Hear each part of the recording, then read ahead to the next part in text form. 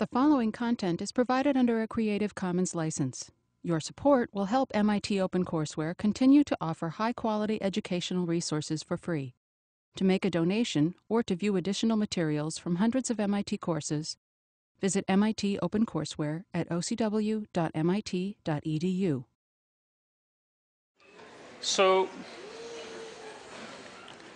basically, the last few weeks we've been doing derivatives. Now we're going to do integrals. So,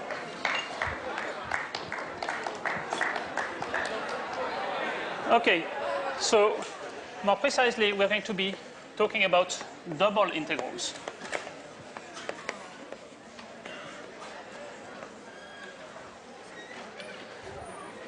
Okay, so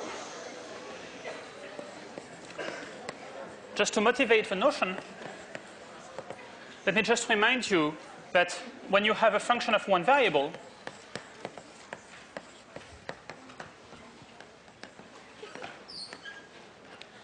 say f of x, and if you take its integral from, say, a to b of f of x dx, well, that corresponds to the area below the graph of f over the interval from a to b. Okay, so the picture is something like you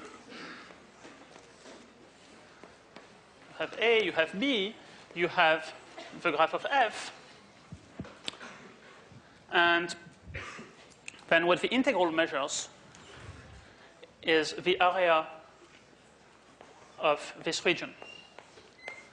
And when we say the area of this region, of course, if f is positive, that's what happens. If f is negative, then we count negatively the area below the x-axis. Okay. So now when you have a function of two variables, then you can try to do the same thing. Namely, you can plot its graph. Its graph will be a surface in space. And then we can try to look for the volume below the graph. And that's what we will call the double integral of a function over a certain region.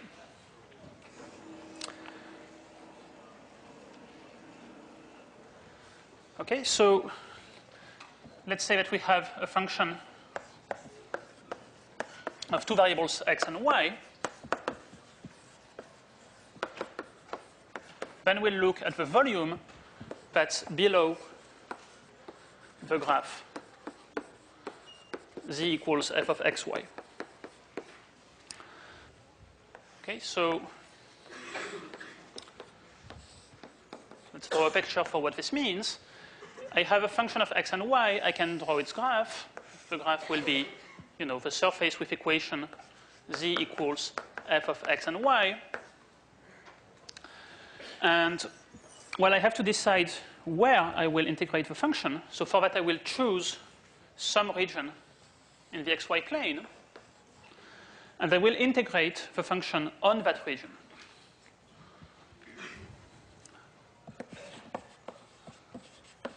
So it's over a region R in the xy plane.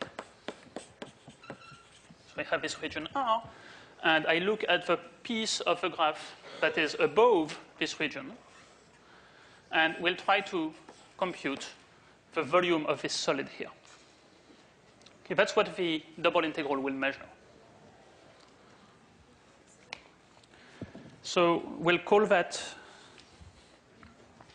the double integral over the region R of f of xy dA, and I will have to explain what the notation means. So dA here stands for a piece of area. A stands for area. And, well, it's a double integral, so that's why we have two integral signs. And we'll have to indicate somehow the region over which we're integrating. Okay, we'll come up with more concrete notations when we see how to actually compute these things. But that's the basic definition. Okay, so actually, that's not really much of a definition yet. How do we actually, define this rigorously?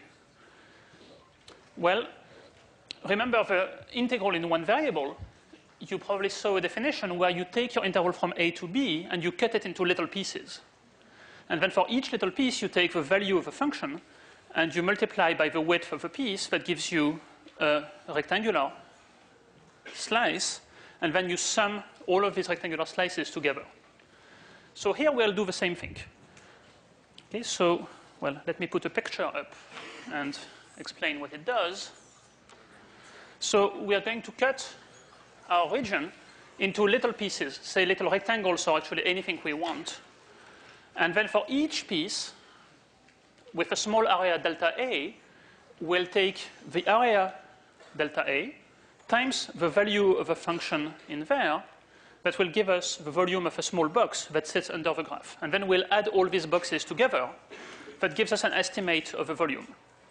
And then to get actually the integral will be defined as a limit as we subdivide into smaller and smaller boxes and we sum more and more pieces. Okay?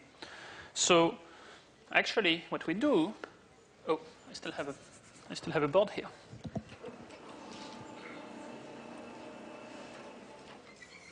So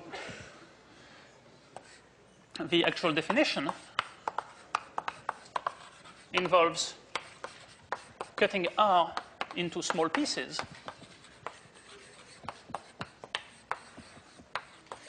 of area, let's call delta A, or maybe delta AI, the area of the ith piece.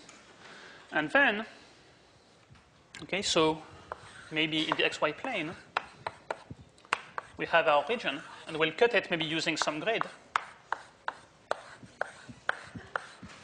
Okay, and then we'll have each small piece. Each small piece will have area delta A, or maybe delta AI, and it will be at some point, let's call it xi, yi,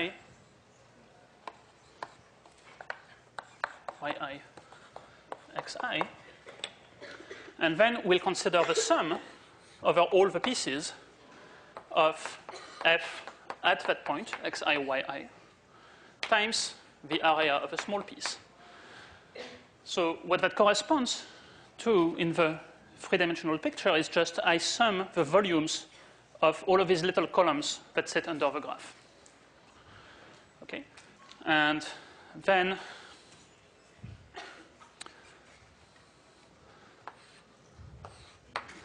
so what I do is actually I take the limit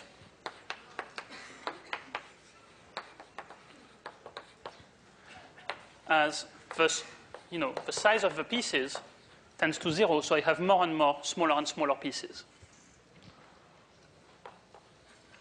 And that gives me the double integral. Okay, sorry, that's not a very good sentence, but whatever. So, okay, so that's the definition. Of course, we'll have to see how to compute it. We don't actually compute it.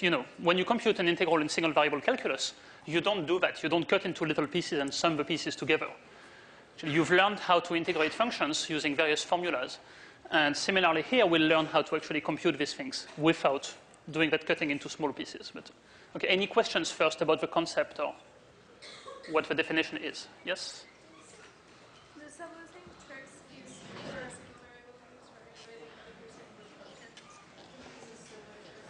Well, so we'll have to learn which tricks work and how exactly. But so what we'll do actually is we'll reduce the calculation of a double integral to 2 calculations of single integrals.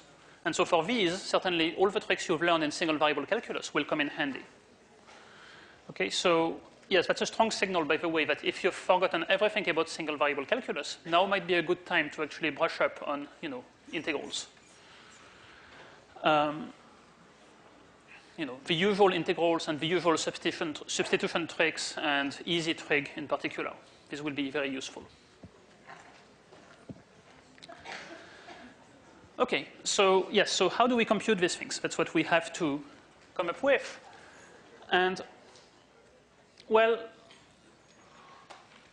going back to what we did with derivatives, to understand variations of functions and derivatives, what we did was really we took slices parallel to an axis or another one. So, in fact, here the key is also the same. So what we're going to do is instead of cutting into a lot of small boxes like that and summing completely at random, will actually somehow scan our region, scan through our region by parallel planes. Okay, so let me put up actually a slightly different picture up here. So what I'm going to do is I'm going to take planes, say in this picture, parallel to the YZ plane. I'll take a moving plane that scans from the back to the front or from the front to the back. So that means, I set a value of x0 of x, and I look at the slice x equals x0, and then I will do that for all values of x0. So now in each slice, well, I get what looks a lot like a single variable integral. Okay, and that integral will tell me what is the area in this, well, I guess it was supposed to be green, but it all comes as black. So let's say the black shaded slice. And then when I add all of these areas together as the value of x changes, I will get the volume. Okay, let me try to explain that again. So to compute this integral, what we do is actually we take slices. So let's consider, let's call S of x the area of a slice through, well, by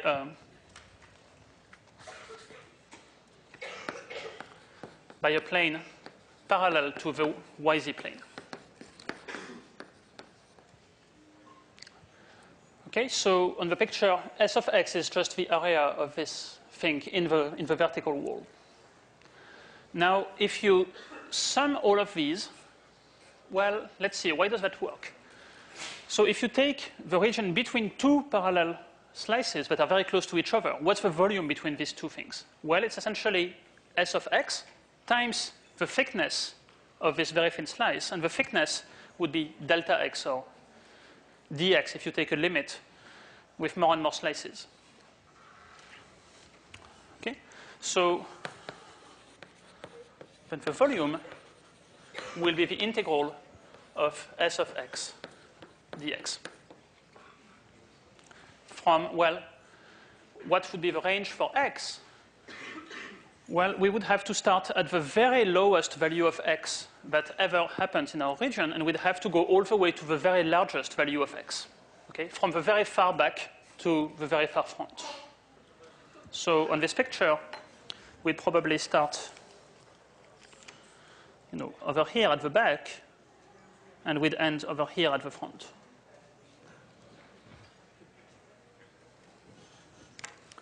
So let me just say from the minimum x to the maximum x.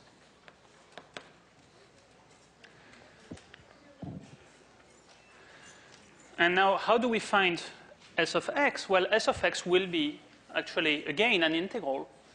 But now it's an integral over the variable y, because when we look at this slice, what changes from left to right is y. So, well, let me actually write that down.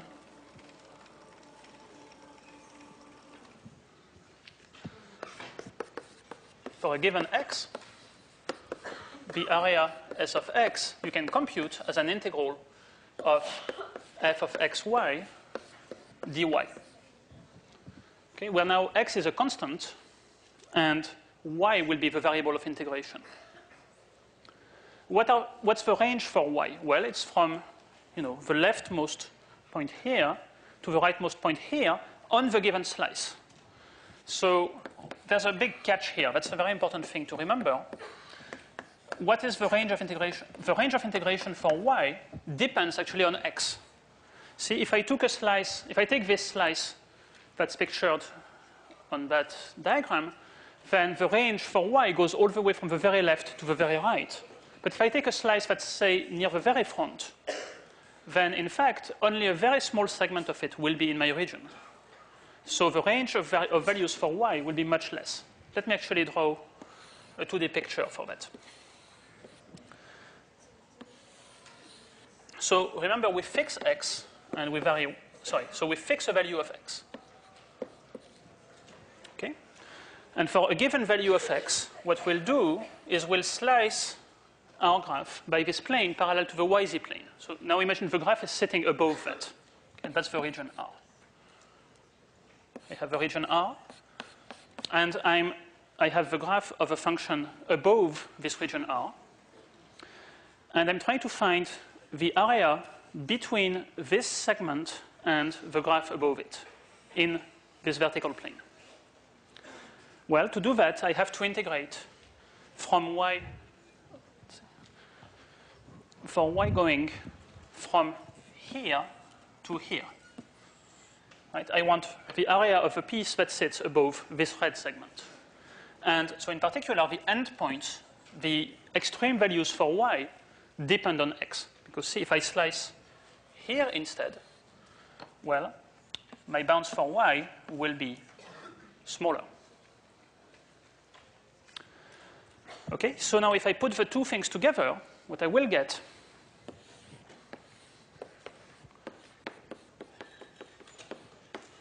is actually a formula where I have to integrate over x an integral over y.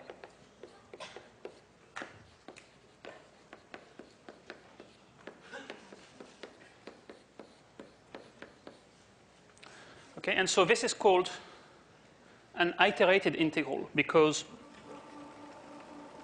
we iterate twice the process of taking an integral.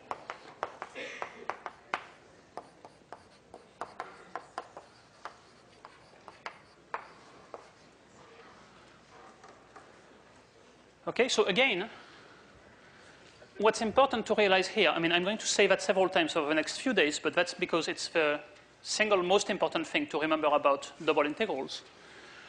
The bounds here are just going to be numbers, okay? Because the question that I'm asking myself here is what is the first value of x by which I might want to slice, and what is the last value of x? You know, which range of x do I want to look at to take my red slices? And the answer is I would go all the way from here, that's my first slice, to somewhere here, that's my last slice.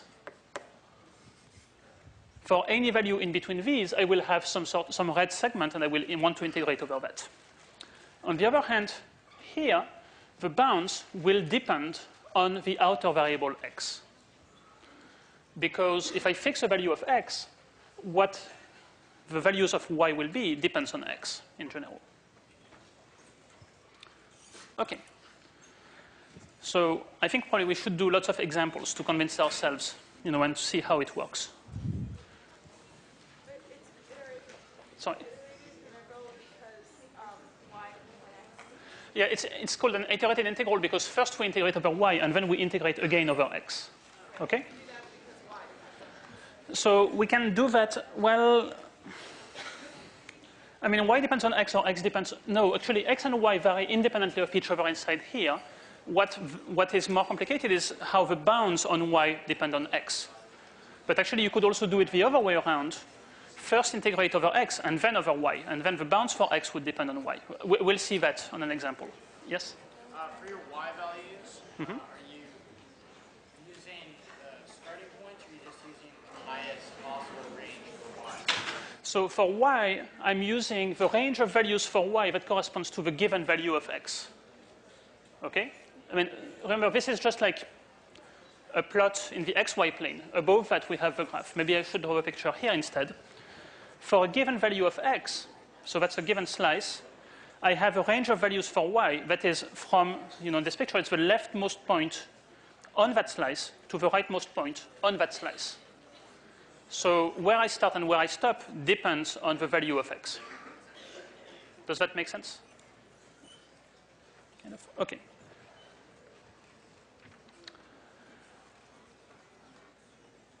Okay, no more questions? No? Okay. So let's do a first example.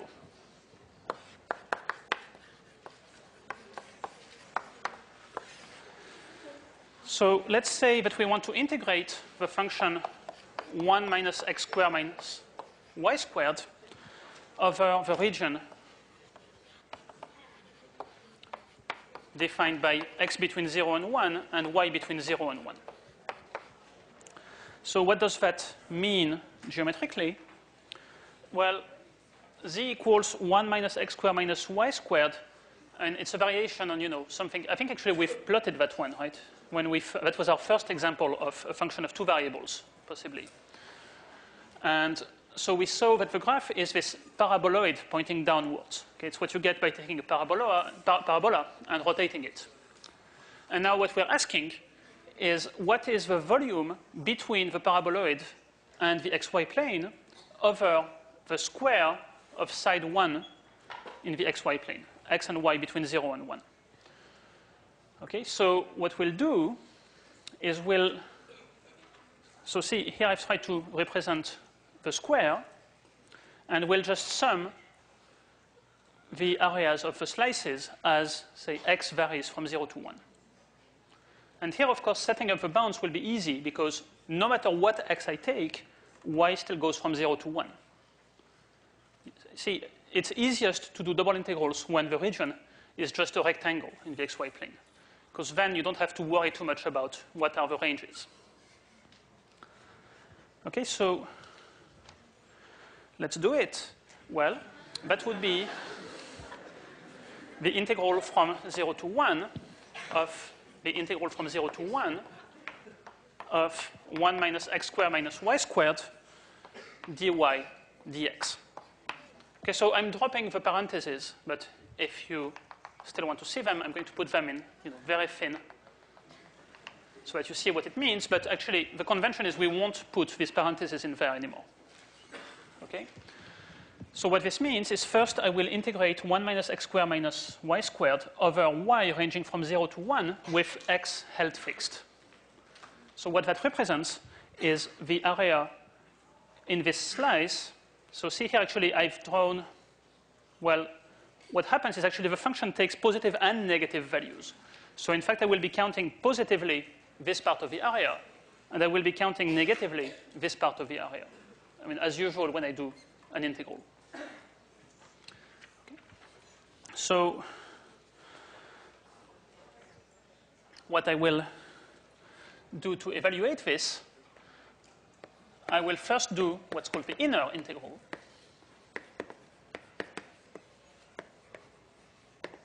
So to do the inner integral, well, it's pretty easy. How do I integrate this? Well, it becomes, so what's the integral of 1? It's y. Just the only thing to remember is we're integrating with respect to y, not to x.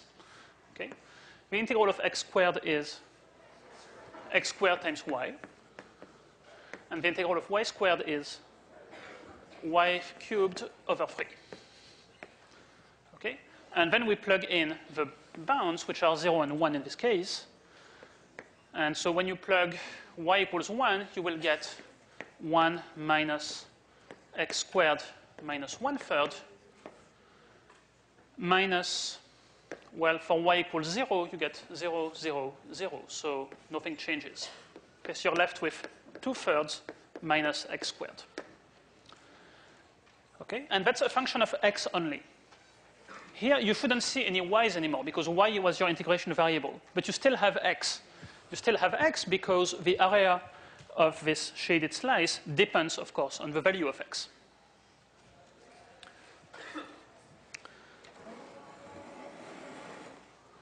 And so now the second thing to do is to do the outer integral. So now we integrate from 0 to 1 what we got, which is 2/3 minus x squared dx. Okay, and we know how to compute that because that integrates to 2/3 x minus 1/3 x cubed between 0 and 1. And I let you do the computation, you will find it's 1/3. Okay, so that's the final answer. So that's the general pattern. See, when we have a double integral to compute, first we want to set it up carefully. We want to find what will be the bounds in x and y. And here that was actually pretty easy because our region was very simple. Then we want to compute the inner integral, and then we compute the outer integral. And that's it. Okay, any questions at this point? No? Okay, so by the way, we started with a dA in the notation. Right, here we had dA, and that somehow became a dy dx. Okay, so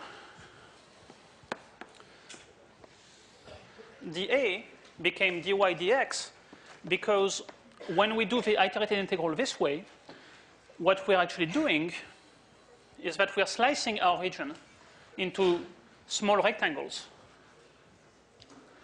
Okay, now what's the area of this small rectangle here? Well, it's the product of its width times its height, so that's delta x times delta y. Okay, so delta A equals delta x delta y became, so actually it's not just becomes, it's really equal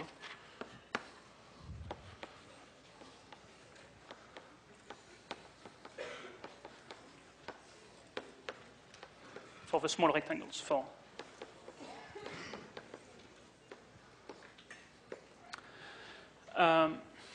Now it became dy dx and not dx dy. Well, that's a question of in which order we do the iterated integral. It's up to us to decide whether we want to integrate x first, then y, or y first, then x. But as we'll see very soon, that is an important decision when it comes to setting up the bounds of integration. Here it doesn't matter, but in general we have to be very careful about in which order we'll do things. Yes? Will always work? Sorry. Yeah, well, in principle, it always works both ways. Sometimes it will be that, because the region has a strange shape, you can actually set it up more easily one way than the other. Sometimes it will also be that the function here, you actually know how to integrate in one way but not the other. So the theory is that it should work both ways. In practice, one of the two calculations may be much harder.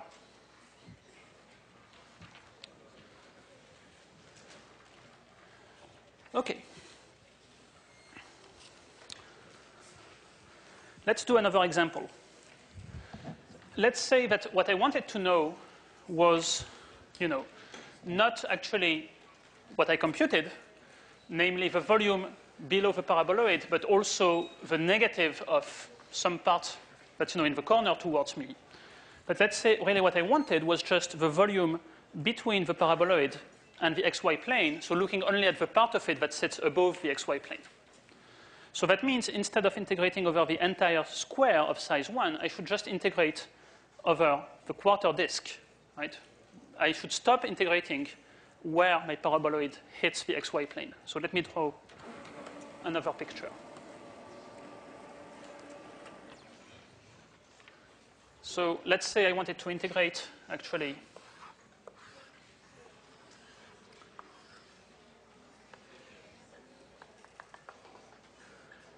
so let's call this example 2. Sorry. So it's the same. We're going to do the same function, but over a different region. And the region will just be now this quarter disk here. Okay, so maybe I should draw a picture in the xy plane.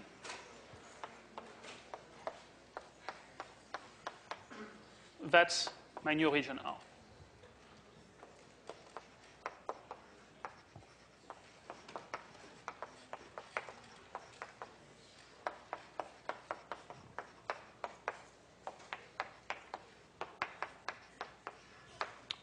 Okay?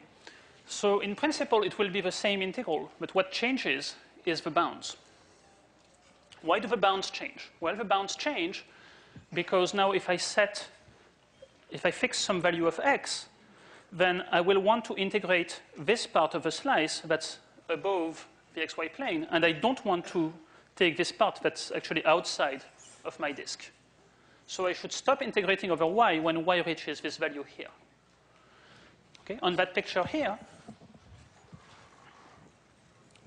on this picture, tells me for a fixed value of x, the range of values for y should go only from here to here. So that's from here to less than 1.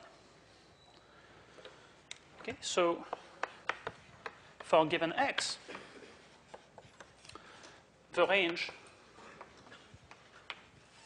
of y is, well, so what's the lowest value of y that I will want to look at?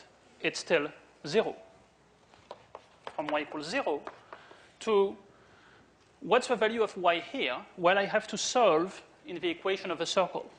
Okay? So if I'm here, this is x squared plus y squared equals 1. That means y is square root of 1 minus x squared. Okay, so I will integrate from y equals 0 to y equals square root of 1 minus x squared. And now you see how the bound for y will depend on the value of x. Okay, so while I erase, I will let you think about what is the bound for x now.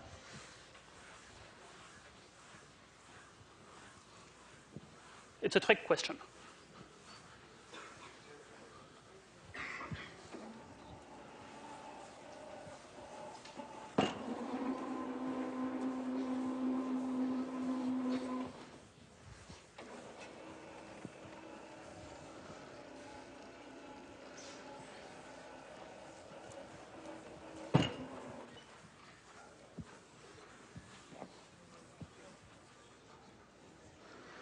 Okay.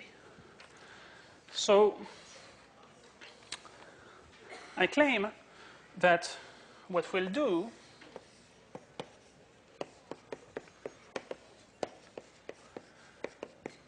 so we'll write this as an iterated integral.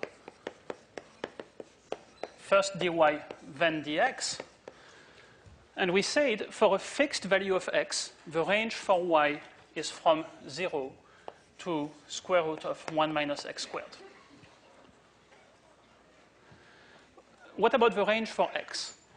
Well, the range for x should just be numbers. Okay, remember the question I have to ask now is, if I look at all of these yellow slices, which one is the first one that I want to consider? Which one is the last one that I want to consider? So the smallest value of x that I want to consider is 0 again. And then I will actually have a pretty big slice, and I will get smaller and smaller and smaller slices, and it stops. I have to stop when x equals 1. Afterwards, there's nothing else to integrate. So x goes from 0 to 1.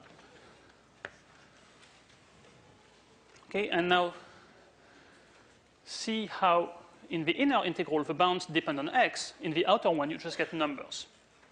Because the questions that you have to ask to set up this one and to set up that one are different. Here the question is, if I fix a given x, if I look at a given slice, what's the range for y? Here, the question is, what's the first slice? What is the last slice? Does that make sense? Everyone happy with that? Okay, very good. So now, how do we compute that? Well, we do the inner integral. So that's integral from 0 to square root of 1 minus x squared of 1 minus x squared minus y squared dy. And, well, that integrates to y minus x squared y minus y cubed over 3 from 0 to square root of 1 minus x squared.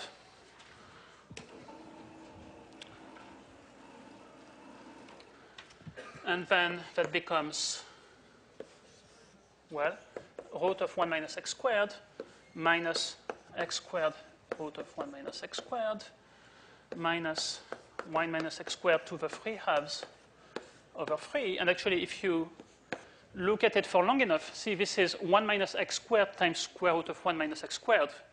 So actually, that's also, so in fact, that simplifies to 2/3 of 1 minus x squared to the 3 halves. Okay, let me redo that maybe slightly differently. This was 1 minus x squared times y. So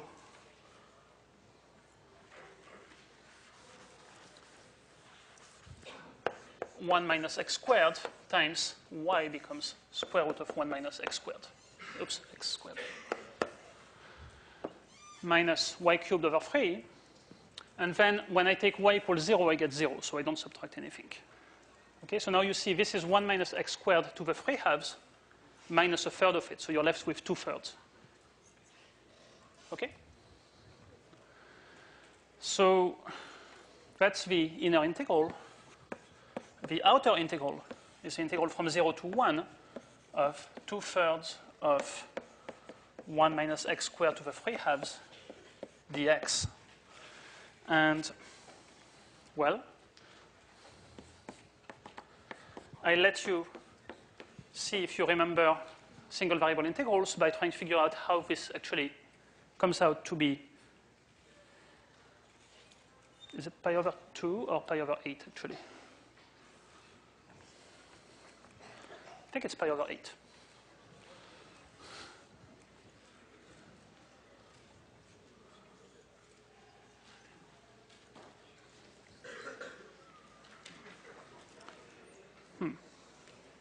Okay, well, I guess we have to do it then. I wrote something on my notes, but it's not very clear, okay? So how do we compute this thing? Well, we have to do trig substitution. That's the only way I know to compute an integral like that. Okay? So we'll set x equal sine theta, and then square root of 1 minus x squared will be cosine theta. Okay, we're using sine square plus cosine square equals 1.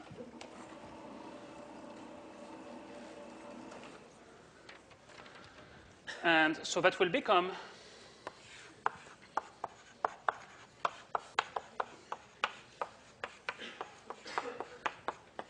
so 2/3 remains 2/3. 1 minus x squared to the 3 halves becomes cosine cubed theta. dx, well, if x is sine theta, then dx is cosine theta d theta. So that's cosine theta d theta.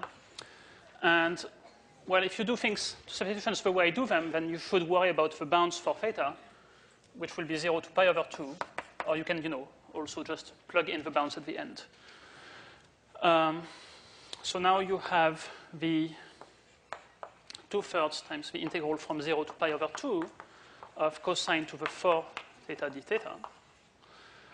And how do you integrate that? Well, you have to use double angle formulas.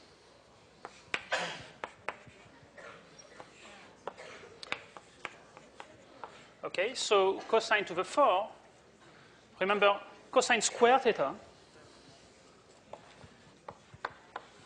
is 1 plus cosine 2 theta over 2. And we want the square of that.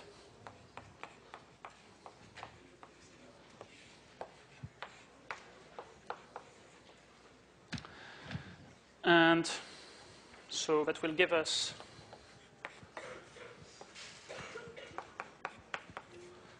we'll have, so actually 1/4 plus 1/2 cosine 2 theta plus 1/4 cosine square 2 theta d theta. And how will you handle this guy? Well, using again the double angle formula. Okay, so it's getting slightly nasty. So, but I don't know any simpler solution except for one simpler solution, which is you have a table of integrals of this form inside the notes. Yes? Wouldn't it just be cosine of 2 theta instead of 1/2 cosine theta? No, I don't think so, because if you take 1/2 times cosine half times 2, you will still have a half. Okay, so if you do, again, the double angle formula, I think I'm not going to bother to do it. I claim you will get, at the end, pi over 8, because I say so.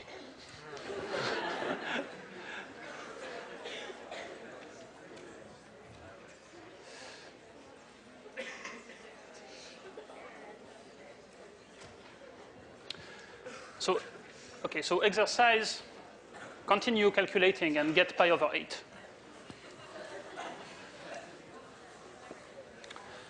Okay, now what does this show us? Well, this shows us actually that this is probably not the right way to do this. Okay, the right way to do this will be to integrate it in polar coordinates, and that's what we'll learn how to do tomorrow. Okay, so we'll actually see how to do it with much less trig.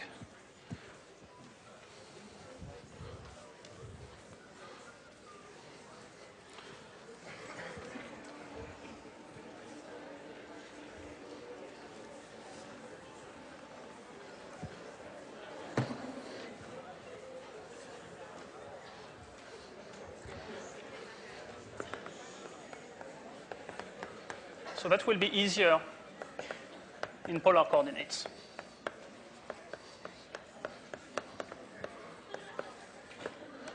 So we'll see that tomorrow. Okay, so, but you know, we are almost there. I mean, here you just use the double angle again, and then you can get it, and it's pretty straightforward. Okay, so one thing that's kind of interesting to know is we can exchange the order of integration. So if we have an integral given to us in the order dy dx, we can switch it to dx dy. But we have to be extremely careful with the bounds. So you certainly cannot just swap the bounds of the inner and the outer, because there you would end up, you know, having this square root of 1 minus x squared on the outside, and you would never get a number out of that. So that cannot work. It's more complicated than that. Okay, so, well, here's a first baby example.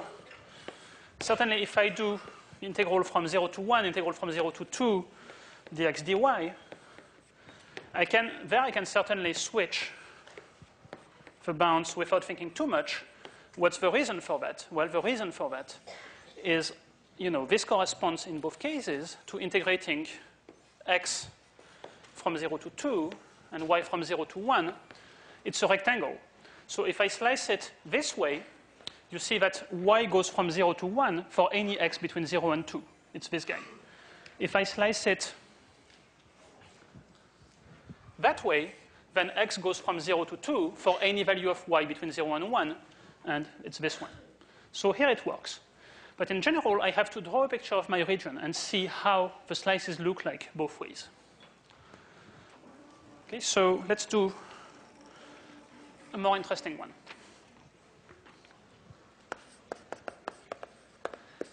Let's say that I want to compute integral from 0 to 1 of integral from x to square root of x of e to the y over y dy dx. So why did I choose this guy? I chose this guy because, as far as I can tell, there's no way to integrate e to the y over y. So this is an integral that you cannot compute this way. So it's a good example for why this can be useful.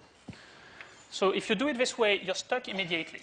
So instead, we'll try to switch the order. But to switch the order, we have to understand what do these bounds mean. Okay?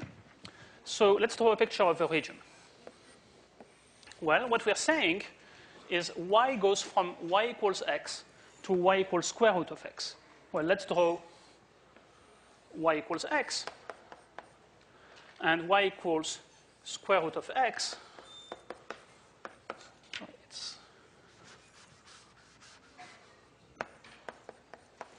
Well, maybe I should actually put this here, y equals x to y equals square root of x. Okay? And so I will go, for each value of x, I will go from y equals x to y equals square root of x. And I will do that for values of x that go from x equals 0 to x equals 1, which happens to be exactly where these things intersect. So my region will consist of all this. Okay? So now, if I want to do it the other way around, I have to decompose my region. The other way around, I have to, so my goal now is to rewrite this as an integral. Well, it's still the same function. It's still e to the y over y, but now I want to integrate dx dy. So how do I integrate over x? Well, I fix a value of y. And for that value of y, what's the range for x? Well, the range for x is from here to here. Okay, what's the value of x here? Let's start with the easy one. This is x equals y. What about this one? It's x equals y squared. Okay, so x goes from y squared to y. And then what about y? Well, I have to start at the bottom of my region, that's y equals 0, to the top, which is at y equals 1.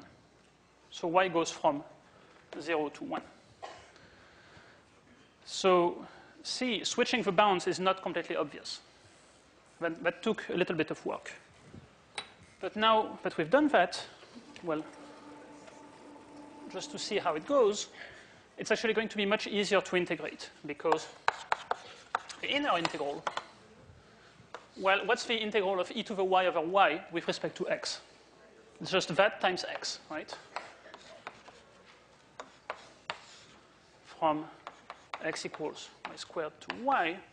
So that will be, well, if I plug x equals y, I will get e to the y, minus if I plug x equals y squared, I will get e to the y over y times y squared, e to the y times y. Okay? So now if I do the outer integral, I will have the integral from 0 to 1 of e to the y minus y e to the y dy. And that one actually is a little bit easier. So we know how to integrate e to the y. We don't quite know how to integrate y e to the y, but let's try. So let's see what's the derivative of y e to the y. Well, by the product rule, that's 1 times e to the y plus y times the derivative of e to the y is y e to the y. So if we do, okay, let's put a minus sign in front. Well, that's almost what we want, except we have a minus e to the y instead of a plus e to the y. So we need to add 2 e to the y. And I claim that's the antiderivative. Okay, if you got lost, you can also do it by integrating by parts, by taking the derivative of y and integrating this guy. But you know, that works. Just, you know, your first guess would be, maybe let's try minus y e to the y, take the derivative of that, compare, see what you need to do to fix. And so if you take that between 0 and 1, you will eventually get e minus 2.